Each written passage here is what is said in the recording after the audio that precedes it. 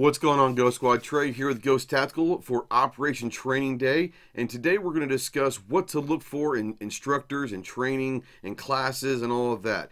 We all know that there's a myriad of different classes you can take, whether it's for concealed carry, whether it's for home defense, close quarters combat, basic handgun, basic rifle, long distance shooting, force on force, active shooting training. You've got clinical training, tourniquet training, first aid. There's all sorts of stuff that is out there that could benefit you in your life. So today we're going to discuss what to look for in a trainer, an instructor, and then also maybe help you start the decision process on how to find training in your area. The first thing when I look for a trainer to go and take some classes with is their certification. Now, obviously, the basic general idea is everyone's probably going to be NRA certified. And that's great. That's kind of like the baseline that most instructors are at least going to go and get that to be considered a legitimate instructor. But on top of that, you want to look at their background. If they're more law enforcement background or military background or whatever, most instructors are going to have some sort of background that's going to legitimize them as to why they can instruct. If you're looking for something that is more law enforcement related type stuff and their background is military, well, then maybe you want to start thinking about, is this the right guy for me or right girl for me? But basically, you want to look at their background.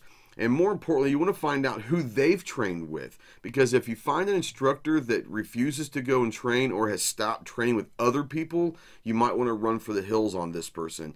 Not saying that they're not qualified or they're not good, but any instructor that's worth anything to themselves or to their classes, they're going to continuously try to strive to find more education for themselves.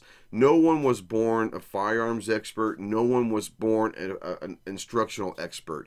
They're all going to have taken bits and pieces from other instructors and other classes that they've taken to kind of mold what their philosophy is. So you always want to make sure that you're finding someone who's continuously going and getting training themselves with other people. The next thing you want to look for in an instructor are maybe some class reviews from other students. What were the reviews for them? Were they good? Were they bad? This might help to at least find out what kind of instructor that other students have thought. You also want to start looking into maybe their teaching methods. And a lot of instructors out there will have videos on YouTube or wherever that kind of discusses their philosophies and the way that their teaching method is, because some people are more visual learners, some people are more audible learners. So you want to find an instructor that may fit your learning profile as well, because if someone likes to talk a lot, but you're more of a visual learner, you may not get as much out of that class as you could. The next thing we want to talk about is, do they teach consistently? Now, we all know firearms instructors that are out there that are phenomenal, that may not have the time to teach all the time. It might not be their full-time job. They might do it on weekends because they're there, they have another job that they have to really do. And those are okay, but are they teaching every weekend? But for the ones you're looking to do this a full-time, that are at the upper echelon or whatever, are they teaching consistently? Are they taking their message in their classes to other places? Or are they making you come to them?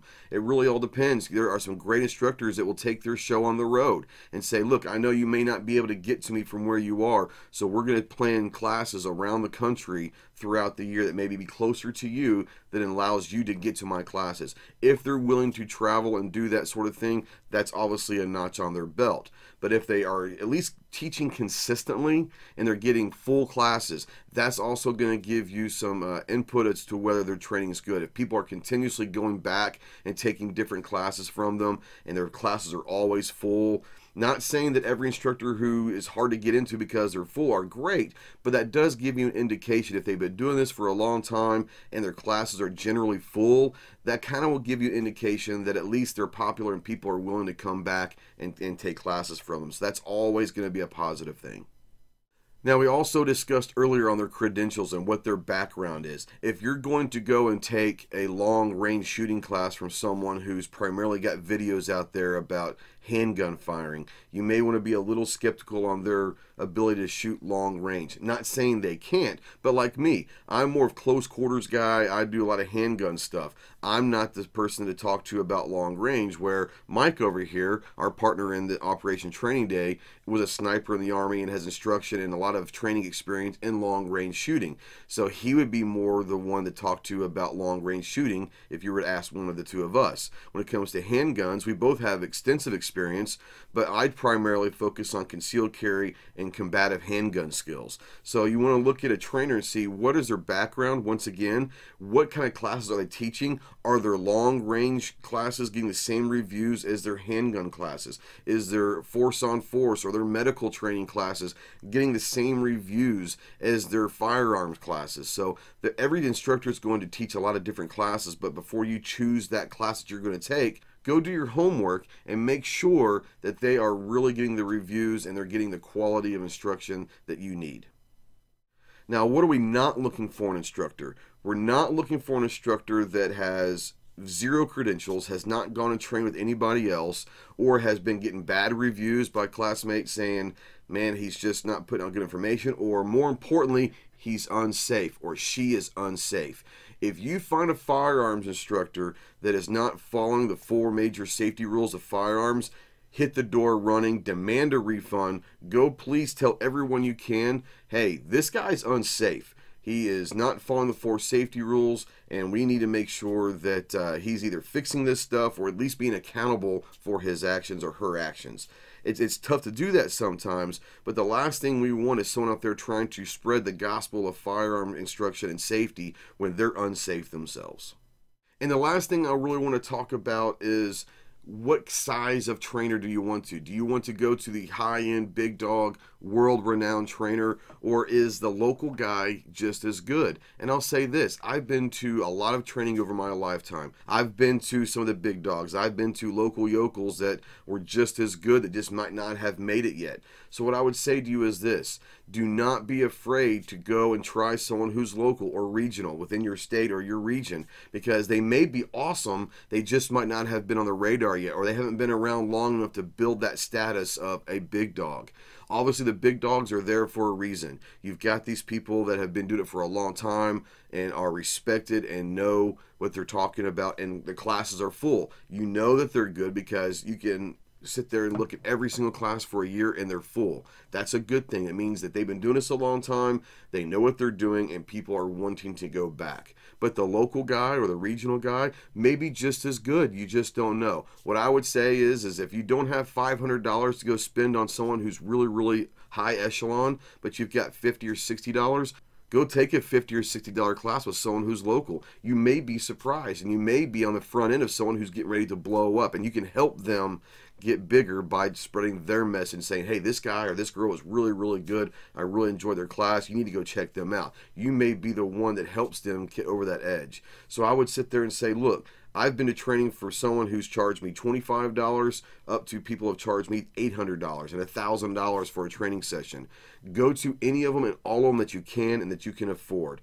All of them are probably going to have their good sides. They all might have some bad sides, and that's okay. Not everyone's perfect. But I would say get out there and train as much as you can and pass the message on to everybody else. And what is your responsibility as a student? When you get done, tell people what your experiences were. Give them reviews and honest reviews, because the last thing we want to do is like, hey, I like this guy, so I'm going to give him a 5-star review. If you think he was worth a 3-star review, give him a 3-star review, because you're actually helping the next person who may be looking for adequate training.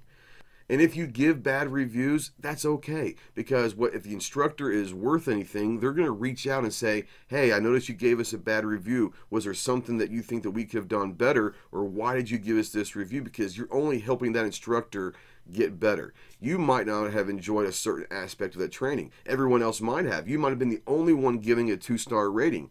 But if that instructor is worth anything, they're going to find out why you didn't like the training, and maybe that helps them change their curriculum a little bit. So we are very, very important as consumers of training, very important to ask these questions and to give fair ratings. So our plan for Operation Training Day over the next year is to train with the big dogs all the way down to the local guys. And we're going to hopefully catalog everything out there for you, and we're going to try to give you a database of different training from around the country that say, hey, these guys are really good at this, but they might not be as good as this. So if you're looking for this, you might not want to go to this person.